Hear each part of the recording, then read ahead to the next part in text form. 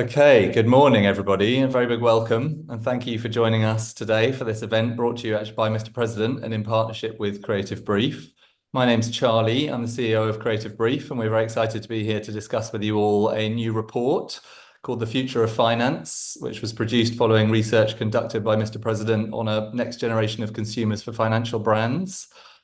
The study, which I won't go into in lots of detail because Mike, who's the author of the report, is going to do that in a second, but the study lifts the lid on an audience of 18 to 35-year-olds that the report terms the new financially engaged, with a lifetime of value still to reap for modern financial brands. It delves into their attitudes towards and relationships with money, exploring and analysing motivations and barriers along the way through 5 distinct archetypes. But as I say, more on that in a bit. For now, though, I would love to say a very big and warm welcome to our panel today, who've kindly agreed to join us to offer their perspectives on the report and their personal experiences of the audience in question. We have today a stellar lineup, as you will already have spotted, who are Nicky Mackrell, Director of Brand Marketing at NatWest Group, AJ Coyne, VP of Marketing at Monzo, and Jasper, Martens, Chief Marketing Officer at PensionBee, and Naomi Dunne, who's Head of Strategy at Mr. President. We also have the author and architect of the report, Dr. Mike Anton, Head of Insight at Mr. President, who's going to set the scene for us and give us a bit of an overview before we dive into the discussion. So a huge thank you to you all for being here today and committing a bit of time to this. We'll look forward to a bit of lively debate on the topic in just a minute or two. But what can you tell us, Mike? I'm going to hand over to you to get the ball rolling. Amazing. Thank you, Charlie. And good morning, everyone. I guess this started last year. There was this great report by Credit Karma, which talked about how pretty much half, 46% of 18 to 34-year-olds were paying more attention to their long-term finances. The bit that really caught our attention was how that figure, that 46%, was nearly twice the size of other age groups. There was something going on with 18 to 34-year-olds that wasn't happening in other age groups. It was super interesting, if not all that surprising. I mean, of course, this age group, 18 to 34-year-olds, were paying more attention to their finances. There's so much going on in terms of context. It's the generation that's grown up with the 2008 crash, with COVID, with the cost of living crisis, with runaway financial inequality, astronomical property prices, and that huge burden of higher education debt. All these circumstances had given them a dramatically different relationship to their finances compared to other age groups. We at Mr. President and our other clients in the financial services space really wanted to know more, because it was all well and good knowing that there was this huge audience of what we've called the new financially engaged, but we wanted to get to know their personal motivations for being so engaged, and perhaps even more importantly to me and to the rest of the panel, we wanted to understand how brands could help this audience with their pain points and find out more ways in which brands could make their products, the products that they offered, feel even more attractive to this audience of real lean-in financial enthusiasts. That's really what the report is about. It's getting to know why this audience cares so much about money, and it's helping brands understand how they can talk to them. One of the key things that came out of the report as we carried it out was that this audience, the new financially engaged, they weren't homogenous. They weren't all the same. Yeah, they were all paying so much more attention to their finances, but they were doing so for loads of different reasons. What we ended up doing, and you'll see this in the full report, is we ended up grouping this audience into 5 different archetypes based on their hopes, their dreams, their personal finances, what was keeping them up at night. The report covers them in huge detail, and there's some really fun little graphics that bring them all to life. But just to kind of sum up everyone in, and for the rest of the panelists, those 5 archetypes. First up, there's the future-facing. They're self-improvers, they're entrepreneurial spirits, they're quite tech-savvy, they're really willing to take risks. They focus on personal development and innovative financial tools, seeking to kind of knock off their financial milestones. When I talked to them in our quantitative and qualitative research, they told me how their finances for them is all about the future. They're all about building and putting things together so that their children and they can feel so financially prepared and have this kind of life of comfort. The money maximizers, they're the ones who treat money management as a passion. When I talked to them, they were literally saying to me, like, Mike, it's looking after money. It's my hobby. It's my passion. It's what I'm into. They're deeply engaged in learning about finances. They're constantly seeking high yield opportunities to grow their wealth. They really lean into things like FinTok. They're the ones who really get a kick out of watching the numbers go up. Base builders, they're more cautious, yet still quite ambitious. They're the ones seeking to secure their foundations. They're trying to layer and structure this strong financial future for themselves, particularly through kind of low risk investments. They're the ones who really care about savings and whose primary focus is long-term stability. They're the ones who, when I talked to them, they said, look, I'm just so careful when it comes to personal finances. I always weigh up my options and I always think about how I could save or use my money more wisely. The fourth one, that's protect and support. They're really the selfless ones. They feel like the nicest, warmest archetype to me. They're the ones who really put the well-being of their loved ones, their partners, their children first. They're super risk adverse, often favoring established financial institutions or products that offer security and stability. And lastly, we've got resolve to repair. They're the ones that are leaning into finances because they've kind of been bitten in the past and something has happened to them and now they're really focused on rebuilding their financial health. That's why they care about it. They really seek financial education. They're seeking to improve their financial literacy and to make better financial decisions. My colleague Naomi, who's on the panel, can talk a little bit more about how those 5 archetypes kind of impact the ways in which we've been advising and talking to brands. But finish up, I just wanted to talk about 3 bigger key findings from the report that can hopefully frame some of the discussion we're going to have today. First up is just how emotive this topic is. Financial services can, I think, be unfairly dismissed as being practical or boring, but to the new financially engaged, these services are anything but boring. They have deep relationships with their favorite brands. They have really strong emotional responses to different products or even the topic of money. And they really feel quite deeply the ramifications of financial decisions across all facets of their lives. Secondly, I wanted to talk on the importance of education. The new financially engaged, they're so eager to learn. In fact, one of their defining characteristics is how they haven't just copied the financial behaviors of their parents. Instead, they're so actively seeking to educate themselves about all things finance and really do things their own way. It makes them really quite remarkably savvy, but also drawn to brands that can work with them to improve their financial skills and knowledge. Finally, and perhaps most importantly, is the issue of trust, the one I'm sure we'll talk about in detail during this webinar today. Trust issues came up as one of the biggest barriers stopping this audience from taking out more financial products. But trust means different things to the different archetypes. That future-facing archetype really trusts brands that innovate and push boundaries. Money maximizers are really quick to trust a brand, but also really quick to leave a brand if a better deal comes up.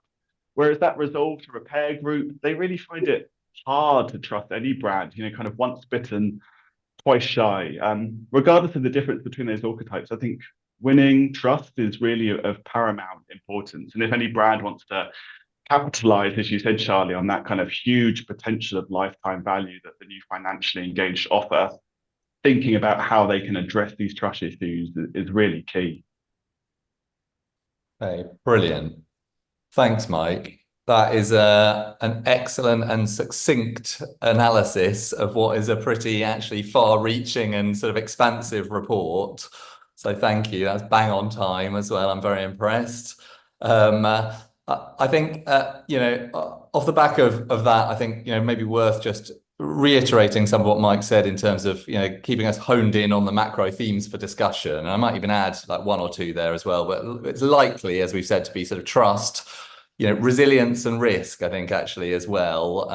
We'll come on to it a little bit more, education and simplification, and also sort of where to focus your efforts as a brand. We'd love to talk to the panel a little bit about that as well today. But I hope we'll have a pretty free-flowing conversation that runs in a fairly sort of circular way around a lot of those issues.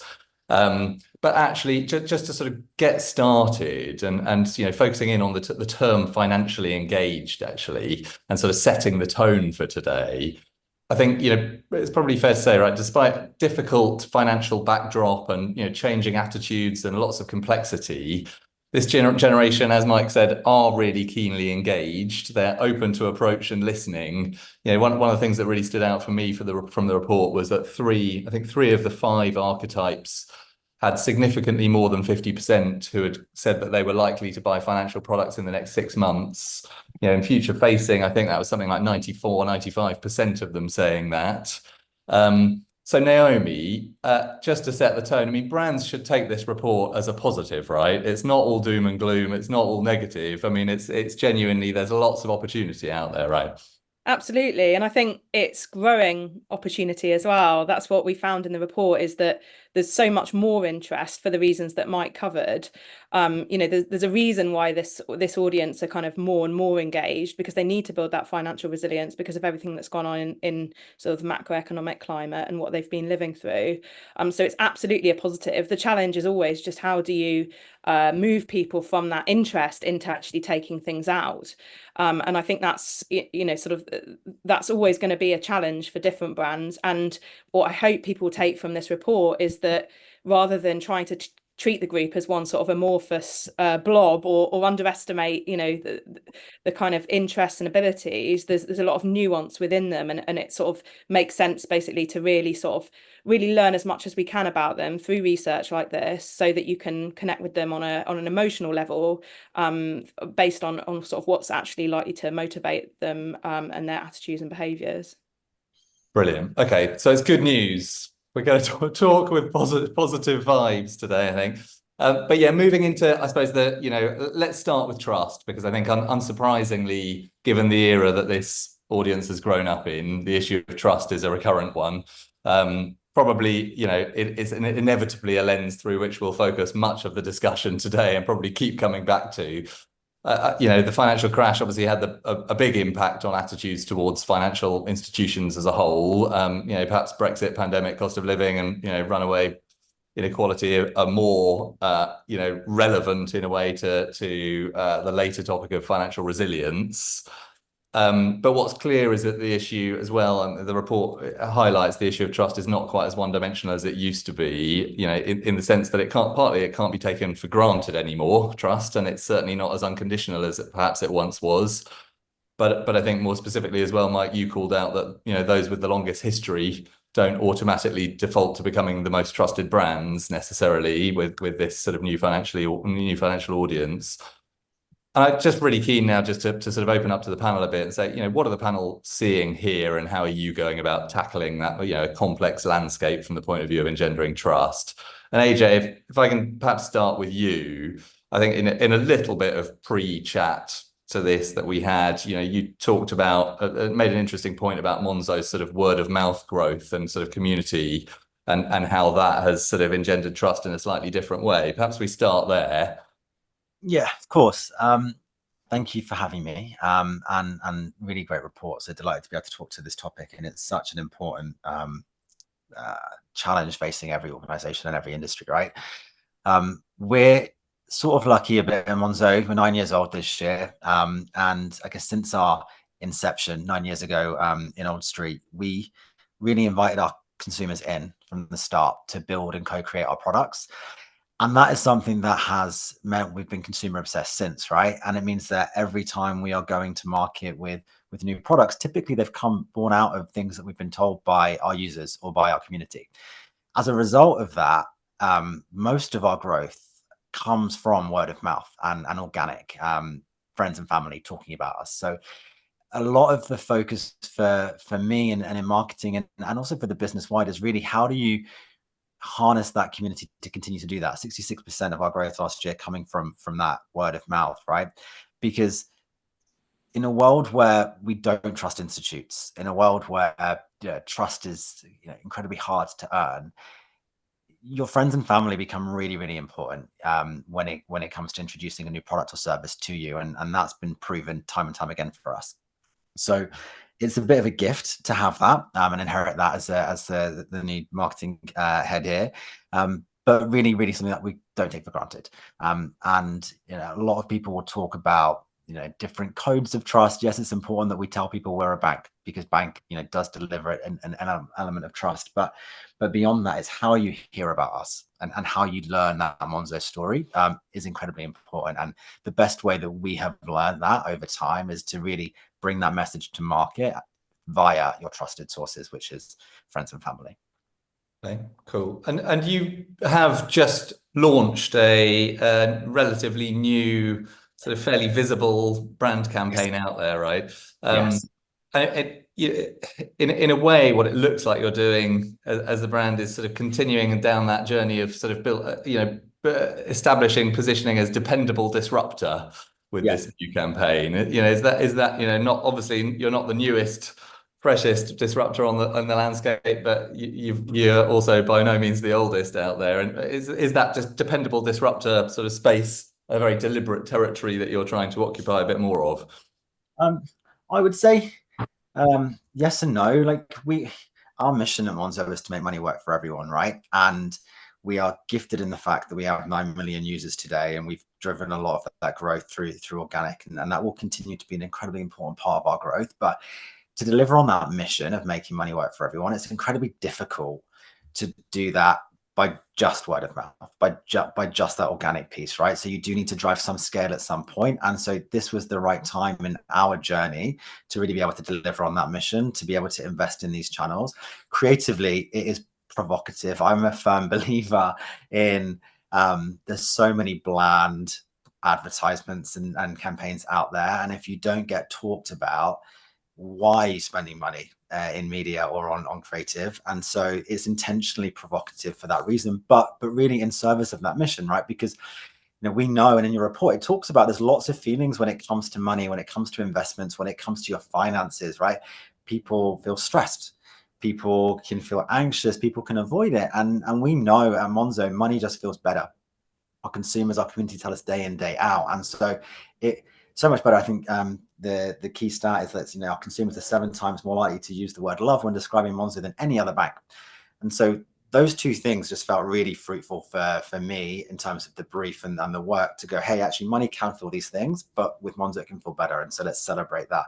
And in doing so, hopefully also drive growth and also continue on that trusted narrative that we're hoping to continue. Cool. Okay, brilliant. That's great.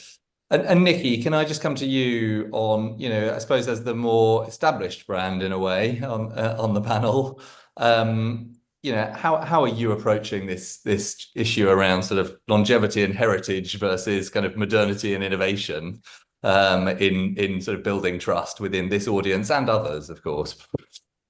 Yeah, I mean, like AJ, thank you for having me, and it's a brilliant topic and a great report, which I think, I mean, the young people in the landscape is very different, and being a traditional high street bank brings with it heritage, which has got a lot of pros to it, but also has some cons. So gone are the days where we would have pretty much been given a bank account at at a young age, where you got the traditional piggy bank, and then you stay with that bank pretty much right through your life cycle and in your ages and stages and your key life moments. That's very different. And these young people now, they are so savvy through tech, through all their life experiences. They're much more entrepreneurial. So trust for them and what they need and being very savvy isn't one-dimensional in that way. So what they may need today may not be what they need tomorrow, and they're very astute around that. Where they look to, they're not going to the high street and going and seeing Mr. Bank Manager. They walk into branches and don't see people like them. So then they turn to other sources. And, that's one of the things that we've got to work with. And, you see banking hubs pop up, that have much more of a dynamic coffee style feel. Capital One in the US are doing cafes, where people, go and have a cup of coffee and have someone sitting next to them giving financial advice. Influencers now that talk about, that, your 15-year-old daughter might be looking to for makeup, as telling you about, savings products or whatever that might be, gone a few years ago. That never would have happened. So a traditional bank, we have a lot of challenges. We're now playing in the social space. I agree with AJ. word of mouth is so key. And the minute that you break so whether that be through fraud, through a bad customer experience, through anything like that, that is a really big trigger for when that trust is broken. It's extremely hard to get back, sometimes nigh on impossible, and the spread of that is big. So having those, seamless journeys, making sure you're helping and supporting beyond that creates that trust, and then that really imbibes within the group. So for us, we're trying to play on our heritage, but really help and serve customers, and particularly young people, the setting the goals, really working with them from an entrepreneurial way. We have a heritage of education programs that go into schools, but even that education system is so changed, particularly since COVID. So we're having to really think differently on that. So, it's a challenge we all face in being modern and dynamic and providing solutions that are much more fit for purpose, and definitely a digital. That's our biggest thing, is being very digital first in the approach is critical. Okay, great. And yeah, the education thing I'd love to come back to and talk about a little bit more around, influencers and education and all that sort of stuff. And it feels like that's a rich territory for NatWest specifically. But Jasper, just sticking with the issue of trust, I suppose, in your world of pensions is arguably slightly different from AJ and Nicky's world, and I would imagine arguably requires an even greater degree of trust when people are talking about their futures and investments and all those sorts of things. But what's your sort of perspective on all of this? Certainly want to dismiss, by the way, thank you for having me as well. Certainly don't want to dismiss the value of trust in opening a bank account, by the way. But with pensions, you are talking about somebody's wealth that you build up over time. So you will think twice before you might want to move to a new provider, especially PensionBee. We've been around for now almost 10 years. That sounds like a lot, but in financial services, that is like we're a baby. So it's like, would you trust all your life savings with a new pension company? And when we ask ourselves the question, especially when we started, we always answer the question back with, I wouldn't. So why would I expect my customer to do that? So that's where that's kind of your baseline when you start with that's a really nice lens to look at. Yeah, you've got to. Would I move my 4 pension pots from previous jobs into a company that's just established? So I think in terms of trust for us, what's really important is first what attracts customers to PensionBee. That our mission is to make pensions simple, so you can look forward to a happy retirement. That is, of course, the main driver. And there are moments in time where people are more susceptible to that. For example, they move jobs, or they buy a house, or there's other big life moments happening. Interestingly, from the start, again, we always say, I can shout as much as I want how great we are. But ultimately, let's ask the customer what they think about us. And you can see from referrals, and I can't agree with AG and Nicky more, like roughly a third of our customers come in through referrals, and it's often the partner. So we have beneficiary data. You need to add the beneficiary to your pension in terms of in case you want to pass on your pension. So we can often see that's linked to family, partners, etc. And our refer friend scheme also brings in another additional group of customers. So you can see once somebody's taken the leap, probably a more risk taker initially, gets used to it, really loves the product and the service, then they will start referring. And that's how PensionBee has been building its customer base. But taking that one step further, why don't we tell that customer story in our advertising? So we've taken a decision from the start to only use real customers in our advertising. So whether that's on a billboard, whether that's a TV ad, whether that's a Facebook ad, or whether that's something on one of our social channels, they're always real customers, they're real stories. And it's better for us to not tell how great we are. Let's ask the customer, let's let them tell that story. Brilliant. And that's been kind of the second layer, I'd say, on top of referrals. And is that a deliberate lens to telling the story through customers from a point of view of trust specifically? Well, the reality is, as much as I am trying to be unbiased as marketeers, the danger you've got is that you're going to highlight USPs that are not important to your target customer, no matter how much great work you do with your team and agencies. You end up having the danger that you optimize for be it at James and Shoreditch, well, actually, 47-year-old Sharon in Cardiff, that's the customer we're doing it for. And that's the interesting thing. So if you let your customers speak on behalf of you in your advertising, you can really bring that to life, and people feel that much more relate. Okay, brilliant. I might just come back to you in a second, Jasper, if that's all right. That's just sort of sparked an element we sort of talked about as well. You know, in advance a little bit and through the report, this sort of sense of also an underlying tension in the new financially engaged audience between sort of trust and independence to a degree. You know, a sort of historically sought after trust in financial institutions to provide guidance and directions, but also a sort of modern day desire for independence, making their own decisions, taking more sort of personal control in some way.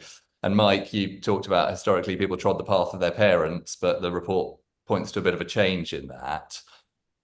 Naomi, I mean, can you just tell us a little bit more about that perceived change? Yeah, sure. I mean, it was really interesting actually, because generation after generation sort of tend to follow, you know, their parents or, you know, whatever came before. And I think this is the first generation where that's not happening. That cycle's broken. So it really does present quite a sort of seismic shift in a way that we need to engage and connect with this audience. There are so many sort of misconceptions. I think the report to ours showed that we're really underestimating this audience. You know, they are trying to learn. They're just looking for education in a way that suits them. And I think those 5 segments demonstrate a difference in kind of how they want to receive education, what it is, to what level, whether they want it to be more entertaining or more informative. It sort of demonstrates that we need to look at this with more nuance than just we need to produce educational content and then find a way to make it distinctive to the brand that we're working with. Because if everyone's chasing the same game, we might end up all sort of looking exactly the same. Yeah, well, I was going to ask that as well. Does this sort of move mean in a way that sort of all brands are slightly coming into this middle space of dependable disruptor, you know, whether they've got real heritage, they want to look a bit more innovative, or whether they're younger and fresher and more innovative, they want to build trust and look a bit more established. Is that gonna, you know, is that sort of space the new battleground and the new holy grail for brands, or is the report telling us there's genuinely room for all types? I think more the latter. I think there are room for all types because there are, you know, as I said, nuance within these groups. Instead of just treating them like a set of demographics, work out sort of what the attitudes and behaviours are within that group, and then find the connection with the brand that you're working with. Because at the end of the day, everything that we do in marketing is about trying to stand out and connect successfully with people. We've got to find our own way of engaging people for that particular brand. And this report, I think, demonstrates that there is room for kind of more than one brand within the mix. And I think previously we've talked, and Nicky mentioned, you know, it's always been the case, I think, with financial services, given that there are so many products for so many different life stages, for so many different needs, that people don't just pick one financial brand, they need a portfolio. So, you know, I think that's what's so interesting about this topic. There's so much of a canvas here. Yeah. Okay, brilliant. I'm going to just move us slightly on from trust, because, you know, the conversation's great. We could talk about it for the whole session, really, but I think, you know, just keeping things moving. I suppose the themes of resilience and risk as well is what I just wanted to come on to briefly. We don't have to spend hours on this, but I think unsurprisingly, again, the theme of financial resilience comes up a lot in the report, and the need for it in this audience. I mean, Brexit, pandemic, cost of living have all, I think, fostered a greater collective consciousness of the need for this in the new financially engaged. In fact, I think that was a quote, maybe even in the report from someone in your team at PensionBee, Jasper. But yeah, it comes up in the context of achieving financial independence, avoiding stress, creating stability, even sort of health and wellness generally around the world of finances. And as does the theme, though, of caution and a sort of more conservative attitude to risk in this audience. You know, there's all sorts of stats that, you know, I think 64% say they take a more considered approach. 61%, I think, consider themselves savers rather than spenders. And I think 4 out of 5 archetypes show a majority of individuals within them saying that they're uncomfortable with taking financial risk. And I just wanted to sort of talk to the panel a little bit about that. You know, Nicky, perhaps I just come to you on this. You know, does attitude to risk feel fundamentally different to you in this audience? And I suppose, how are you catering for different attitudes to risks and tackling that generally? Yeah, for sure. I mean, we're definitely seeing what I think the cost of living, I mean, money for some people in their households has been, you know, they've grown up and they've seen it as a bit of a dirty word. And I think young people are really wanting to prepare themselves and be much more astute and not go through the pressures in the way that they're possibly seeing at home. And, you know, we work closely with Stephen and Marcus Rashford and people like that, who their upbringing have had a massive impact, and now they're giving back to young people to make sure that they are much more educated and aware of what's out there. And I think there's a plethora through technology. Monzo and Starling have done a brilliant job at really appealing to young people, and particularly from the POPs and all the different, you know, first, you know, sort of bank accounts that you get, and then how you get them, and make them really simple and easy. And I think if you do a little bit, then that builds a little bit of confidence. And this is what those young people don't actually have, is the confidence. So they're looking for that education, that well-being, and that resilience in a way. And I think confidence is a really big part of that. But we see that not just in financial services, you know, the whole mental health issues and well-being generally, and the impact of money, and a lot of that can really play big part into that. I think we all, whether you're a heritage brand, whether you're a new brand, you will play a positive impact on what that looks like. You've got to be careful, because young people and your credit score can have such, if you talk to Stephen Bartlett, he only about 18 months ago sorted out his credit score despite being a millionaire from when he was 18. And the impact that's had on his life has been massive. But people don't think, you know, when they're 18, they're not thinking about the credit score and when they might want to buy a house or doing any of that. None of that's known. So educating people in a way and building that in a much younger, I think, builds that well-being and that resilience. So, you know, we're doing quite a bit around that, possibly still not enough. I'm really passionate about this. And I think, you know, as all banks have, or any financial institution, have a real role to play in society to make sure they're doing the right thing by customers. Consumer duties come in, you know, we've signed up to that. There's a lot of jargon, you know, banking's hard. I mean, you know, demystifying it, you know, the pension space. I mean, you know, I'm not sure what age makes you any more wiser of how you know, do that, rather than, you know, young people. So there's a lot of demystification needed. And I think a lot of the newer banks have been better at really just cutting the jargon, being much more straightforward. And I think that's what we need.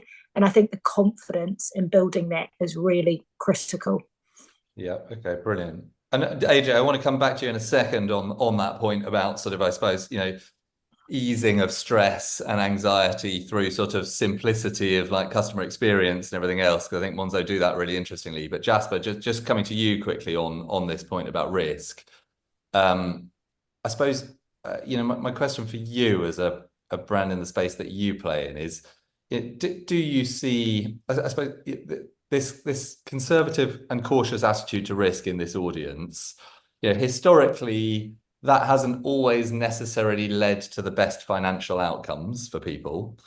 And I think you talked a little bit briefly when we had a very brief chat on Monday about the sort of, you know, this audience sort of disintermediating the IFA potentially and not looking so much to IFAs for advice. And I suppose my question to you in the pension space is there a role for brands in encouraging a more balanced attitude to risk in certain spaces in responsible ways for this audience, or is that not the case as you see it? So people definitely, I think, by all the events that happened, are a little bit more cautious. We see that. Yep. And it's, I think we feel the responsibility to offer people good retirement outcomes. And with good retirement outcomes means that your pension needs to be invested rather than put into a savings account that gets 0.5% interest rate. And that educational piece has been really important. So that's one part where we really feel like when people take control over their old pension pots, in our case, where do you put it in? Are you going to put it into a savings preserve kind of pension, or are you putting it into something that's really aggressive? Now, I think this one way to address that is to offer people financial products that really are tailored to their needs. It's a long-term savings product. If you educate what investing actually means over the long term, and that it's not crypto. It's actually a good way to encourage stable investment growth. Second, offer a default. So people will automatically default in a plan, in our case, and that changes over time. So as they get close to retirement, we will change that investment mix for them. That's a responsibility you've got as a brand to ensure that people are not just, because it's true, initially they might want to say, actually, I just want to put it all in a savings account. But that for their retirement outcome, that's usually not a good plan for many people, especially when you are at a very younger age and you've got all of those years ahead. So it's the educational and the default option, I would say, that really helps our customers to get those good retirement outcomes. Yep. And are this audience engaging IFAs in the same way that they used to, or are they looking more to brands for education themselves and taking more personal control themselves? IFAs are definitely not in the picture for two reasons. One of them, they don't, like as Nicky says, they often don't speak the language. There's a lot of jargon involved. Second, IFAs are only interested if you've got £100,000 or more in wealth, and at that age you might not be there yet. So I do say hybrid solutions. There's definitely, like, if you think about a company like TaxScout who offer your tax returns online, there's definitely more of that stuff happening in that space, and I think that audience is probably more prone to that. But a traditional IFA is definitely not in that picture, from what we can see. Okay, brilliant. Thank you. And AJ, I mean, perhaps we can talk a little bit about risk as well, if that feels relevant to you. But actually, the point about financial resilience, as I said, this comes up a lot in the sort of sense of this audience wanting partly to develop financial independence, but partly to avoid stress, anxiety, all those sorts of things. As I said, Monzo seemed to do a really great job of customer experience as a whole in terms of shifting from anxiety and stress to a more positive emotion. But can you sort of elaborate on what you're doing in that space? Yeah, for sure. And actually, a lot of what Nicky was just saying does ring true in both topics, right? Like we see this desire for self-improvement, like through everyone we speak to. But it's sort of coupled, and that's not just in financial services. I think Nicky talked about wellness. It's in every part of your life, whether it's fitness, whether it's wellness, whether it's mental health, whether it's your money in your bank account. But the challenge is on the flip side, you've got this self-doubt, right? And so that's sort of the battle, that constant battle between wanting to do better, wanting to improve, and then there's self-doubt on the flip side. And the way to really solve for that, and what we see our customers want is that confidence that Nicky talked about, but they also want confidence and capability. And so you build confidence by making people more capable. And a lot of what we try to do within Monzo is build that capability through simplicity, right? Through simplicity products, simplicity UX design, tone of voice, making sure we're speaking really human language on a very easy level that people can get. And when it comes to sort of the topic of savings and investments, right, how do you start to drive those behaviors when it can be quite an overwhelming place if you don't have a lot of money to invest, or you haven't got that ability to talk to that financial advisor? So on our side, we've got POTS, which is our internet savings account that allows you to start to invest that money. And we're seeing a lot of people take on that, whether it be through things like auto roundup. So you go to buy your coffee and you're starting to auto round up that amount, and that goes instantly into your savings account, and you're starting to build different credentials there. And from that perspective, and on the flip side, investments is a new product we launched this year, and that's allowing you to invest as little as £1. So removing that I guess that fear of like, I can't invest because I don't have that capability or that money, but providing ways in which you can do that really, really simply. And I think when I look at the data for our investments, like a third of the people that are using that product are investing for the first time. When we look at the lens of women, that goes up to 45%. So it's really about driving that, I guess, capability through access and making it really simple for people to do that, and removing any barriers to entry that maybe perceived in the brain that it's just not there for me because I don't have that ability, or I don't know how to do it. Okay, great. I'm just going to move us on a little bit. I mean, I think that's sort of in a way a nice segue into, we've touched on a little bit around education and sort of simplification as a whole for this audience, but I think this sort of leads quite nicely into it. I suppose, it feels as though a big way for financial services brands to service trust, desired independence, financial resilience, all of the topics in a way that we've talked about is through education for this audience, particularly a role in simplification and sort of simplifying a complex landscape and taking away stress and anxiety, as we've talked about. And you know, there is a real demand for this content, right, Mike? I mean, that the report sort of implies that a lot of people are actually requesting and want more educational content from brands. Is that right?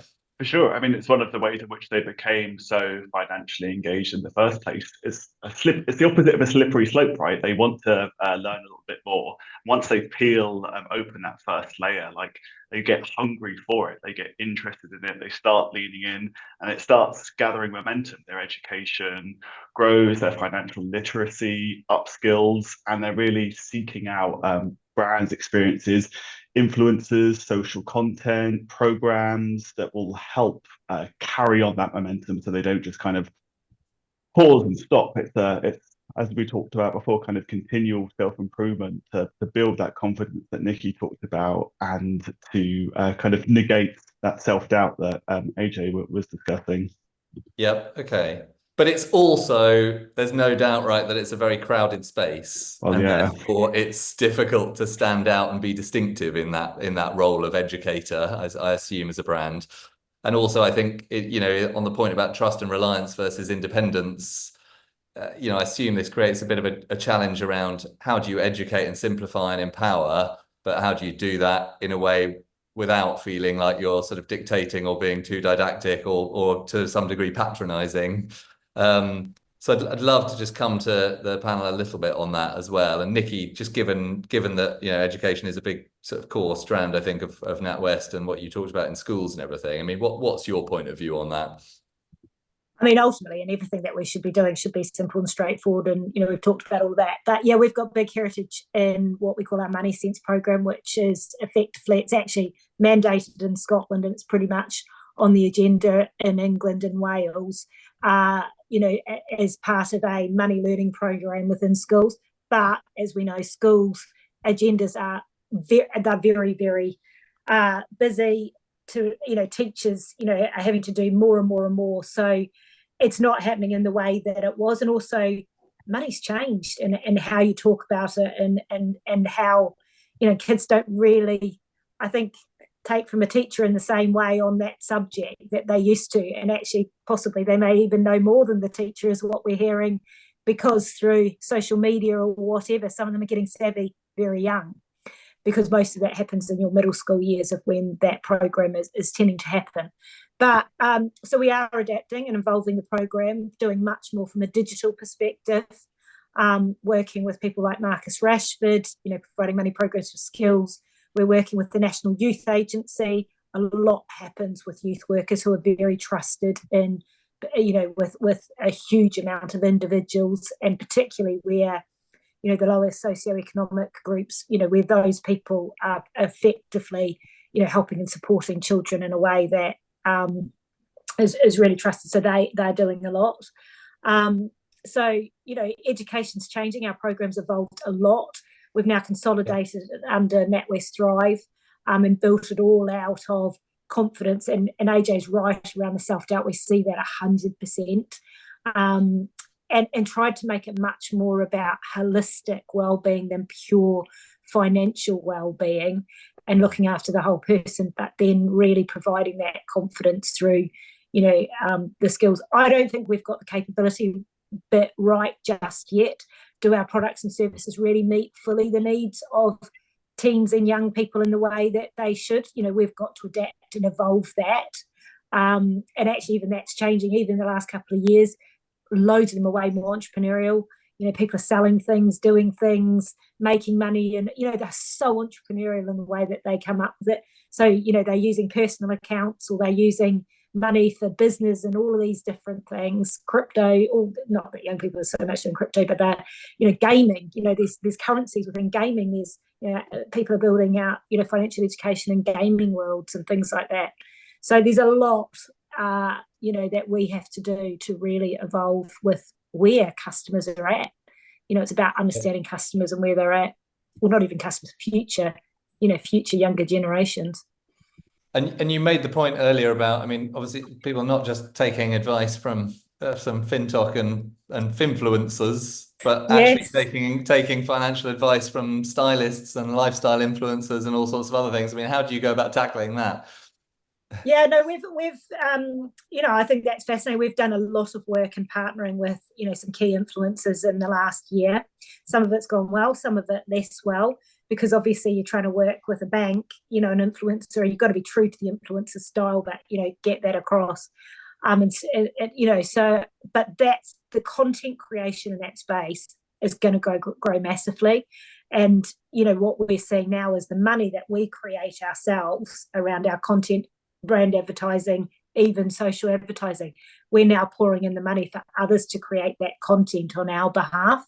So the role of what is critical for your brand in terms of what are the assets that really identify you, because as you've said, Charlie, there's not just 5 high street banks now. There's a plethora of financial organisations playing the space. How do you be distinctive and attribute that back to you is actually one of the biggest challenges in that social media environment, rather than being generic. Yeah. And Jasper, for you, on the point about being distinctive, I mean, how are you going about that in your world? I guess for us, the educational is at the base to build that confidence. But I think that I call it our distinctive brand approach. I mean, we actually make pensions exciting. Would you believe that? Like, I'm not selling Ferraris. I'm actually selling a pension product. But that is the key. Like, you can make something like this really engaging and exciting. And I mean, rather than sending a brochure with all of the investment details or a fact sheet, sometimes a podcast might be the best way to deliver that. So our Pension Confident podcast is now approaching 250,000 downloads. And that is kind of a testimony of that people's behavior of consuming content and making it simple to understand, and really through a particular brand source, you might say, that's really, really resonated. So I think it's that kind of like vibe that I think for us increasingly is important, and it's often not even delivered through our own channels. Sometimes through influencers, sometimes for other platforms. This is where they consume it. Okay. All right, I'm just a bit conscious of time, so we're just going to move on to our sort of final topic. And AJ, I'll probably come to you on this, just around, I suppose, you know, on the basis of the sheer range and complexity and differences of the new financially engaged archetypes that the report pulls out. And you may well have your own archetypes and your own way of segmenting, but I mean, you know, just giving a bit of a flavor, you know, as a reminder of what Mike said right at the start, you know, future-facing archetype, talk about wanting, you know, embrace brands that embrace digital currencies and give them access to investing in SMEs and some quite sort of modern day stuff. Whereas, you know, base builders want transparent pricing and help starting their investment journey and useful content. Yeah, the report makes, I suppose, a clear recommendation that because of the range of these archetypes, to pick and commit and to really focus on who's right for you. I mean, you, AJ, I mean, and Monzo as a whole, I mean, feel like a brand that know themselves, that know their audience, that don't try and appeal to everyone necessarily and are quite focused. But I mean, what is your point of view on the pick and commit and be focused? Where do you stand on that? Yeah, like I think from my perspective, and thinking of Monzo, I read those archetypes and they all resonate for different ways, right? And I think that when I look at the portfolio of products that we have different products that connect to each of them. So from my perspective, there is a pick and commit, but it's within a product mix versus for the brand in totality to go, hey, we're just going after one. That being said, there are a lot of more bespoke companies, right, that are focusing on one area of your financial journey, your financial weapon cabinet that you have, and for those companies it makes sense to pick and commit. Yes, for me, I might try and get all of them for different products. Different, yeah. And I mean, can you, you know, in a world where, you know, again, on the point about education, you know, you can have different content strands for different archetypes, for different audiences, for different, you know, is that a role that you can play comfortably and feel relevant to all of those different archetypes, do you think?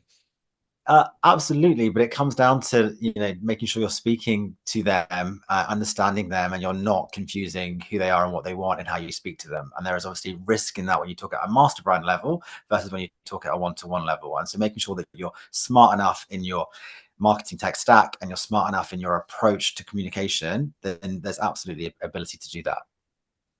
Okay, brilliant. And Nicky, I mean, in terms of your audience segmentation and how you're going about it, and again, whether you're really picking and committing and zoning in on certain archetypes and types generally, where do you stand on that?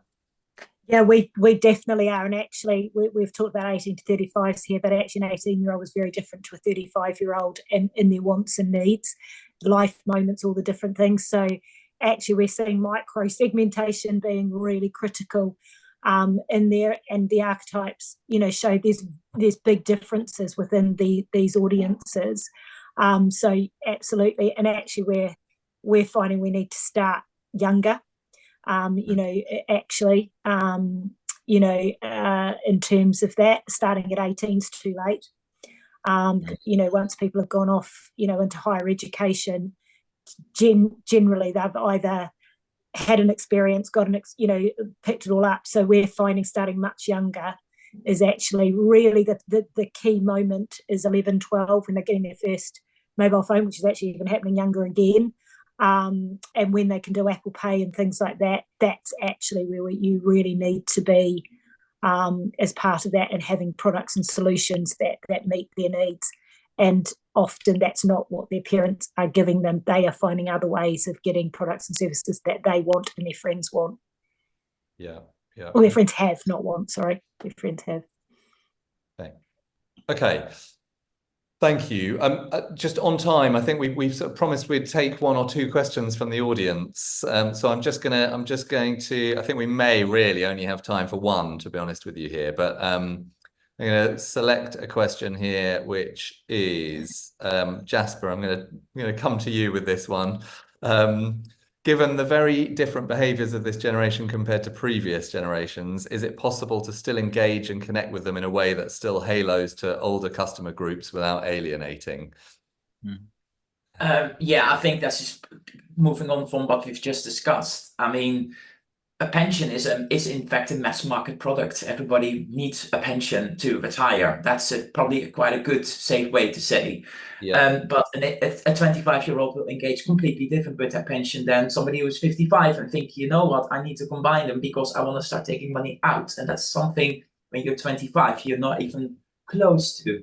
So although the product might be roughly the same, it's the way you want to encourage the customer to use the product and to educate and tell them how to use that product is key here. So that means that we will segment customers on their behavior.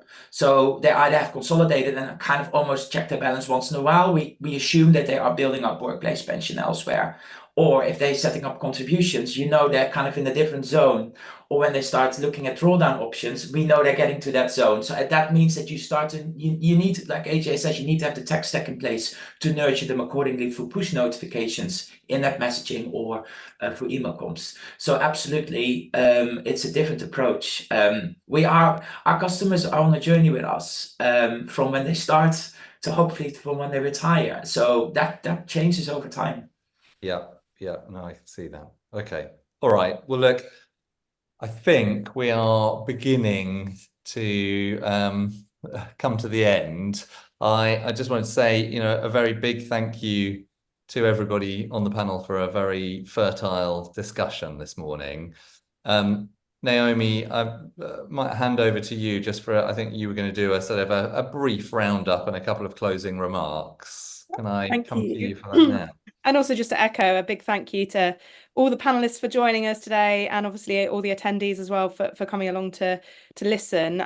Thank you very much for your time.